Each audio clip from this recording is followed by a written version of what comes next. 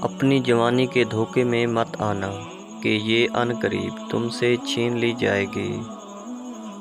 دوسروں کے غلام نہ بنو جبکہ اللہ تعالیٰ نے تمہیں آزاد پیدا کیا ہے۔ بے وقوف شخص کے لیے خاموشی بہترین جواب ہے۔ عظیم آدمی کا بہترین عمل معاف کرنا اور بھول جانا ہے۔ اپنی زبان کا اس طرح خیال رکھیں جس طرح آپ سونے اور چاندی کا خیال رکھتے ہیں۔ حضرت علی رضی اللہ تعالی عنہ نے فرمایا، سب سے زیادہ غنی وہ شخص ہے جو اللہ تعالیٰ کی تقسیم پر راضی ہے۔ ماں باپ کی باتیں غور سے سنا کرو تاکہ تمہیں دوسروں کی باتیں نہ سننی پڑیں۔